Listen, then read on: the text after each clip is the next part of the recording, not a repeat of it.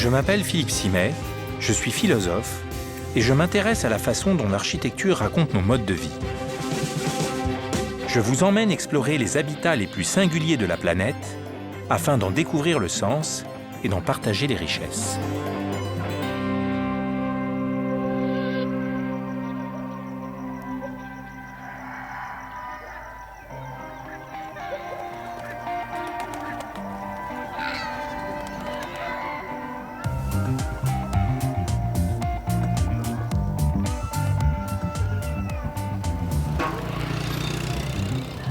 Je suis au Burkina Faso, en Afrique de l'Ouest, à 172 km au sud de Ouagadougou, sa capitale. C'est ici, dans le village de Tiébélé, où vivent 17 000 habitants, que se trouve la cour royale des Kassena, une ethnie installée sur un territoire partagé avec le Ghana. Depuis le XVIe siècle, la cour royale est le centre du pouvoir politique et religieux des Kassena. C'est là que vivent les princes héritiers et leurs familles. Leur fonction est d'arbitrer les litiges entre les habitants des villages voisins et de veiller au respect des traditions.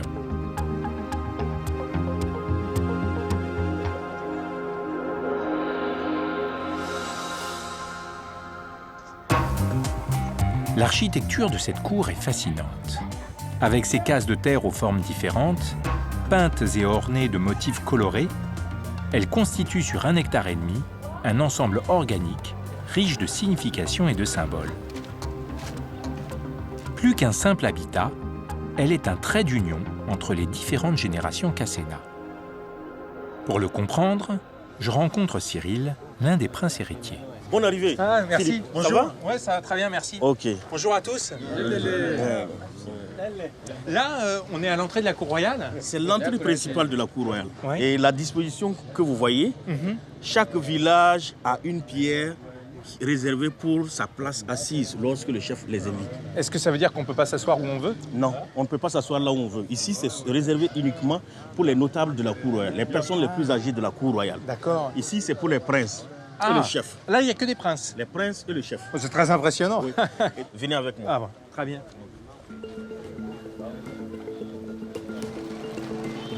Les Kassena vivent traditionnellement de la culture du mil et du riz, de l'élevage et de la chasse. Mais aujourd'hui, Tiébélé est surtout connu pour son artisanat.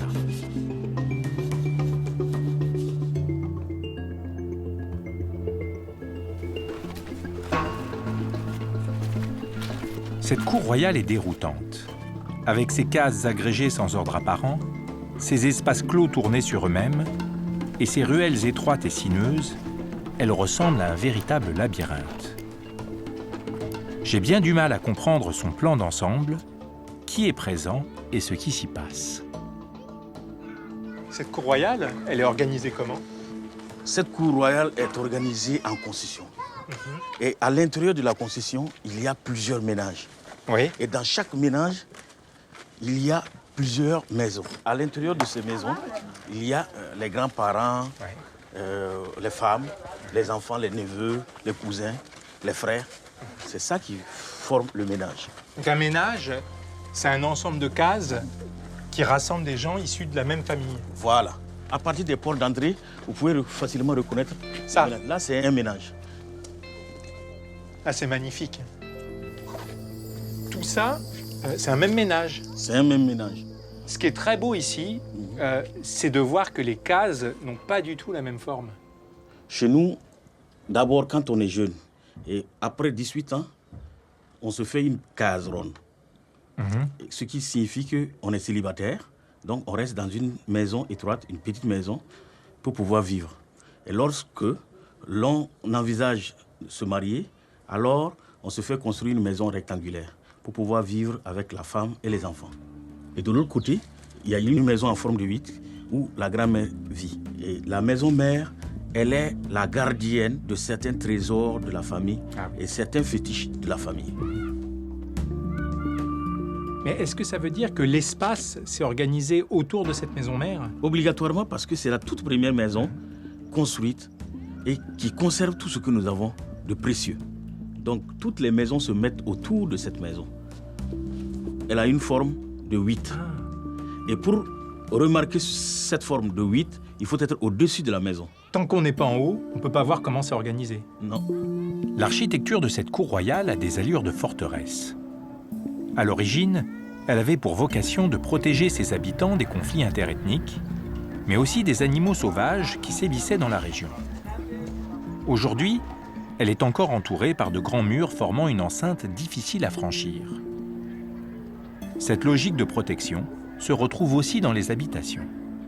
Pour y entrer, il faut passer par une ouverture unique et étroite de moins d'1 mètre de haut. Voilà, il faut vraiment s'accroupir. Oui. Comme on l'a dit, il faut se mettre à 4 pattes. Ah, c'est très étonnant. Ouais. Et ça continue. Alors là aussi, il faut s'agenouiller. Oui, il faut toujours s'agenouiller. Ah ouais. Toujours à 4 pattes pour pouvoir entrer. Ah, et puis c'est encore moins facile. Un moyen de nous protéger. Ah ouais, c'est pour ça que c'est compliqué. Vous voyez la porte par rapport au muret. Oui. Lorsque un ennemi veut pénétrer, il est obligé de se mettre à 4 pattes pour pouvoir rentrer dans la maison. Ouais. Et le chef de ménage, qui a sa position initiale en position de défense, il se met là et il attend. Une fois que la personne, l'ennemi, met sa tête, il sectionne. Tac. La tête tombe ici. Que ce soit un animal sauvage aussi qui, dans le temps, dévorait les êtres humains, impossible de pénétrer.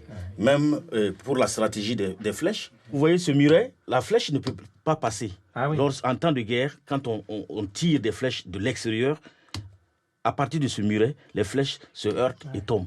C'est un dispositif qui est très astucieux parce qu'en fait, il y a des séquences d'entrée et ça oblige les intrus à s'exposer. Obligatoirement. Alors, je vois les poteaux et les poutres. Oui. En fait, les murs, ils ne sont pas porteurs. En fait, nous avons 2 types de constructions. Il y a les constructions avec les bords de terre en briques qui peuvent supporter ce poids-là. Et on a la construction avec les boules de terre pétries. Là, c'est l'ancienne technique, parce que cette maison, elle date. Et avec la construction en boules de terre pétries, c'est les toutes premières constructions. Donc, en construisant avec les boules de terre pétries, les architectes ont mis des poutres qui tiennent les traverses. Et au-dessus des traverses, nous avons mis des lattes. Et au-dessus des lattes, maintenant, on dépose de la terre. Pour faire le toit terrasse. Pour faire le toit terrasse.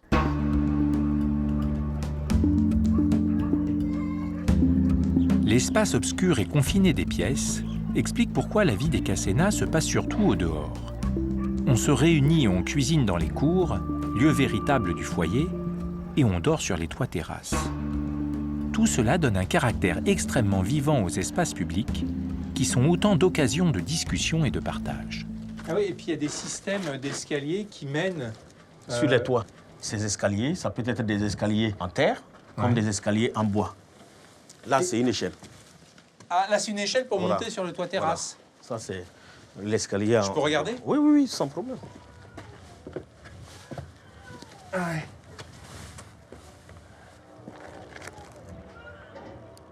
Ah oui, donc là, on peut installer une natte pour dormir. Oui, c'est pour dormir. Et en même temps, juste après les récoltes, il faut trouver un moyen pour pouvoir sécher. Donc, c'est préférable de mettre les récoltes sur la terrasse que de mettre carrément dans la cour. Ah, c'est super. Là, on a une vue sur l'ensemble de la concession. Oui.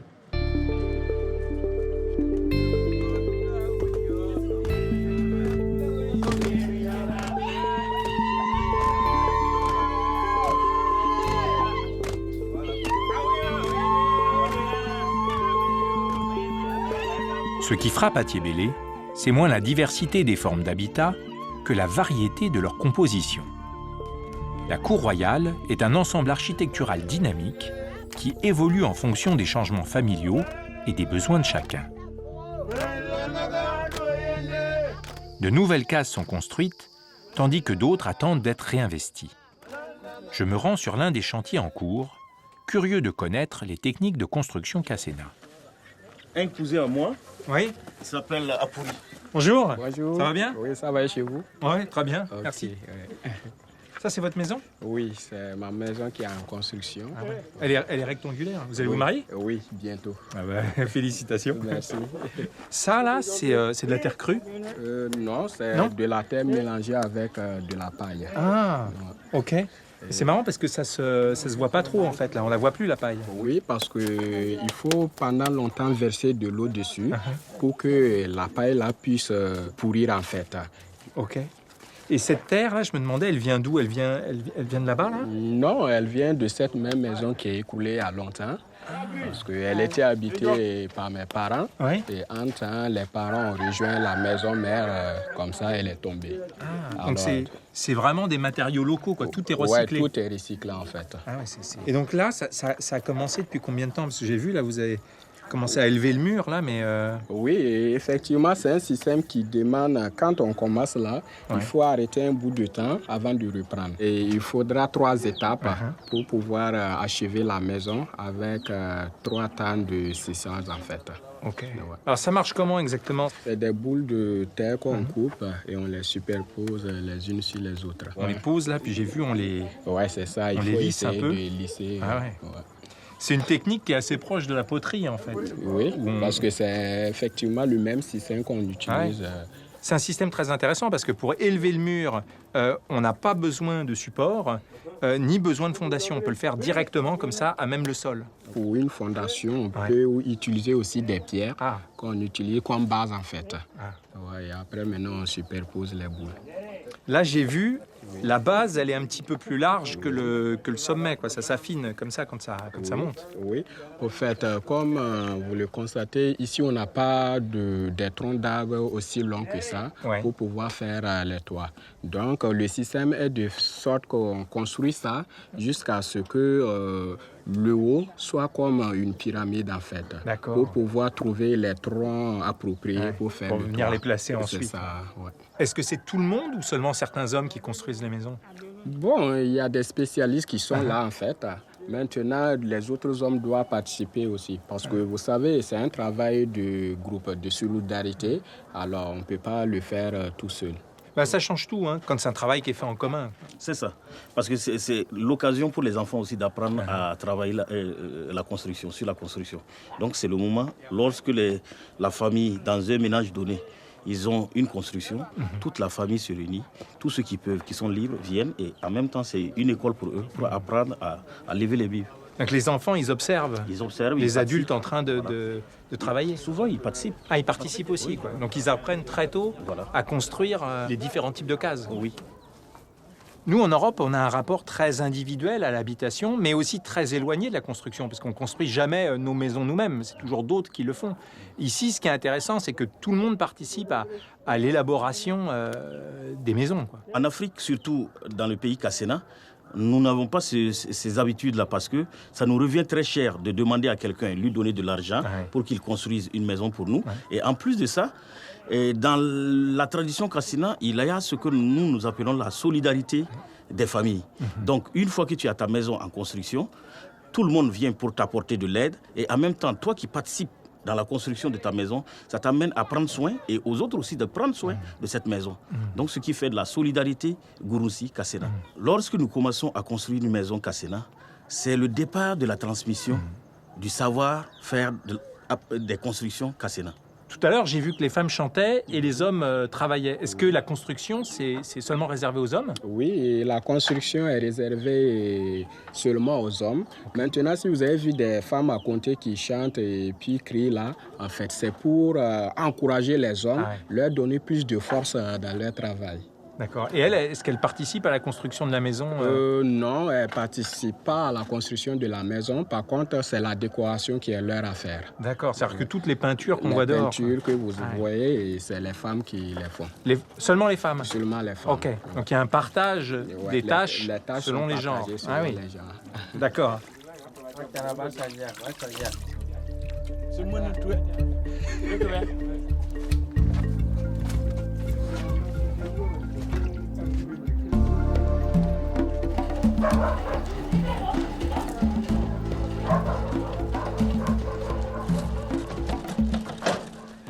Au Burkina, la pluie est l'ennemi principal de l'architecture. Elle érode non seulement le terrain de la concession, mais aussi les habitations. Les peintures murales n'ont pas qu'une valeur décorative. Elles fonctionnent également comme un enduit protecteur. Chaque année, entre mars et mai, juste avant la saison des pluies, les femmes se réunissent pour décorer ensemble les murs de leur case. Un peu plus loin dans la concession, un groupe de femmes est en train de préparer un mur. Awa, dont la maison va être décorée, a demandé de l'aide à d'autres femmes. En retour, elle devra les nourrir. Kaye, la plus âgée, conduit les travaux.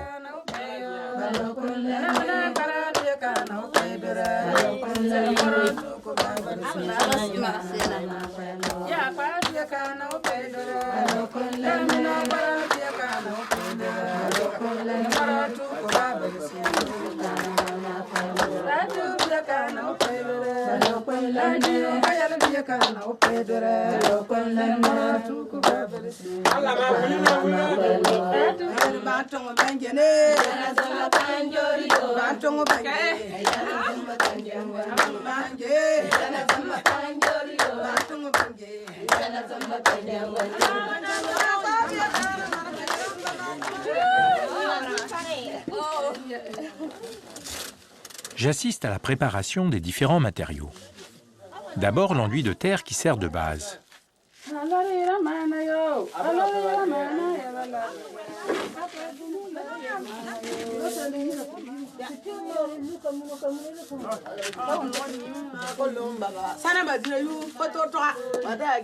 Le mur est ensuite entièrement recouvert de latérite, une poudre de roche rouge.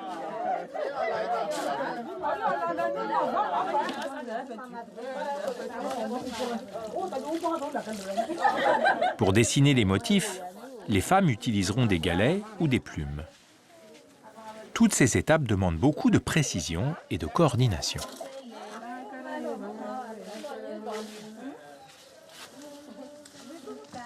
Bonjour Kaye. Bonjour. Qu'est-ce que vous êtes en train de faire? Je prépare le mélange de graphite. Le graphite, c'est ça? Oui, c'est pour les peintures. Et ça alors, c'est quoi? Du soro. Du soro. Le soro, est-ce que c'est ce qui aide à fixer la couleur noire? Oui, en quelque sorte. C'est ce que nous mélangeons au graphite pour le fixer sur la latérite. D'accord. Quand on le polit, il durcit et il résiste à la pluie. Ça résiste bien. Regardez. Ah oui, c'est gluant. Hein? Ouais.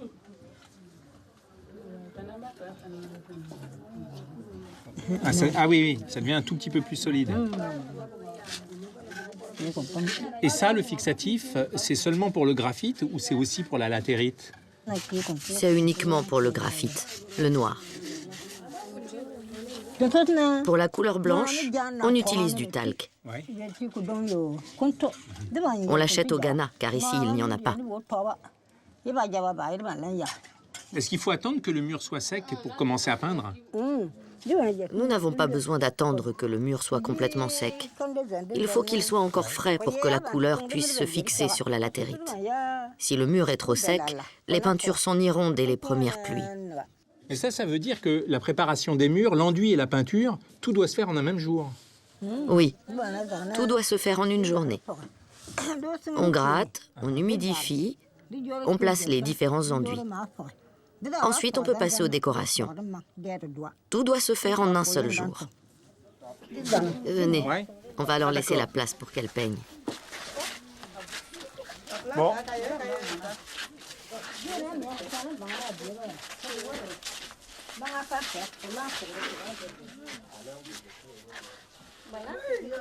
C'est formidable de voir toutes ces femmes qui travaillent ensemble. Est-ce qu'à chaque fois que vous construisez une maison, les femmes s'aident toujours les unes les autres? Si toutes ces femmes viennent m'aider à peindre, c'est parce que parmi elles, certaines viennent pour apprendre. Elles veulent comprendre les techniques de peinture, mais aussi les techniques de préparation. Chaque année, les filles des collèges d'ici et d'autres villes viennent s'instruire sur ces techniques pour ensuite appliquer ce savoir-faire chez elles.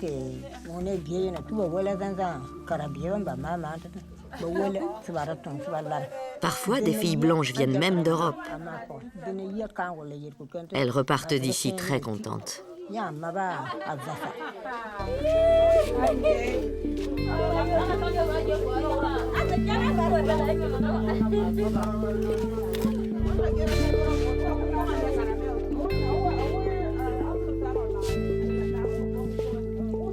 En même temps, cette transmission, c'est pas que celle des savoir-faire, parce que quand je vous vois tout ensemble en train de rigoler, j'imagine que vous vous racontez pas mal de choses.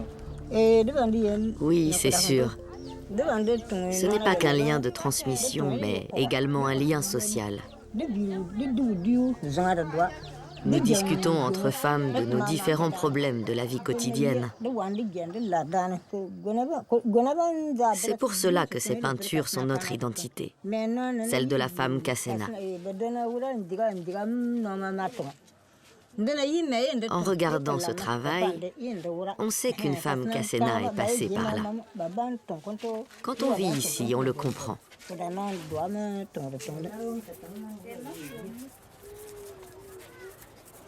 Sur ce mur-là, qui est vraiment magnifique, il y a quelques motifs géométriques qui se répètent. Est-ce qu'ils ont une signification? Oui, chaque motif a sa signification. Je vais vous montrer.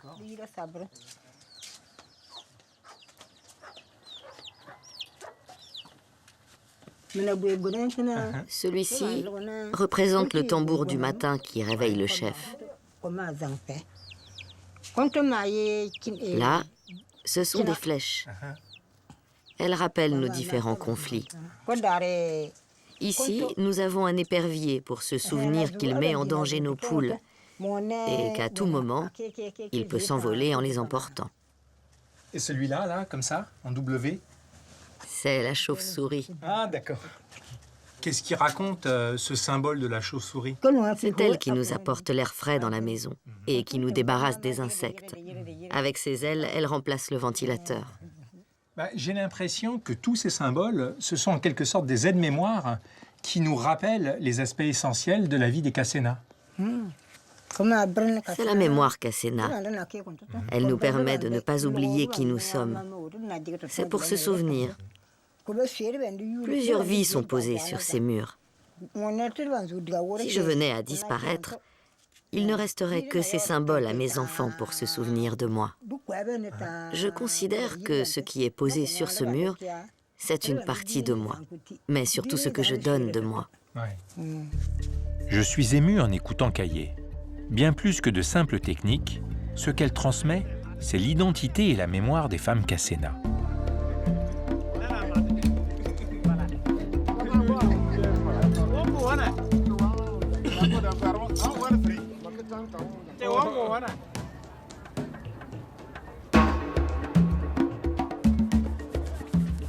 Après cette journée de travail, les femmes préparent le repas.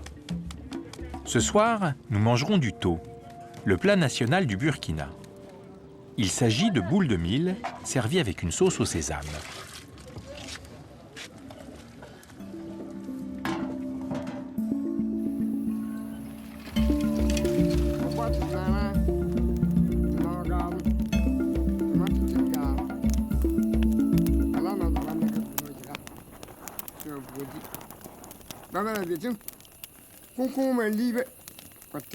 Les Kassena ont aussi des traditions basées sur l'oralité. Je retrouve les hommes autour du feu pour écouter des contes qui sont encore pour eux une façon de transmettre leur culture et leurs valeurs aux jeunes générations. Oh là là.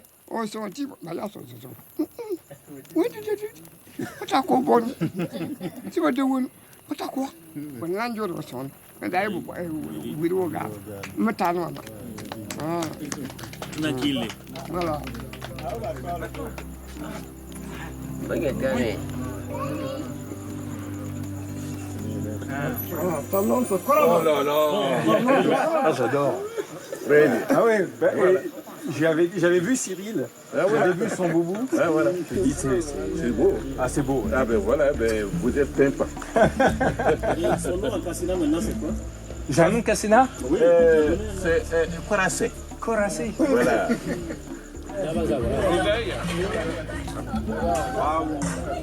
C'est des feuilles de veille.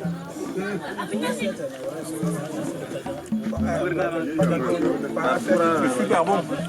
Au terme de ce voyage, je comprends que l'architecture des Casena ne se limite pas seulement aux bâtiments, mais qu'elle s'exprime avant tout dans l'acte de construire. Chez eux, les matériaux, les techniques et les champs sont à la base du lien social. C'est en construisant ensemble qu'ils trouvent leur unité, à la fois dans l'espace et dans le temps. Vous m'avez donné le plus dur, cahier. Ouah, c'est un peu n'importe quoi là, mon truc.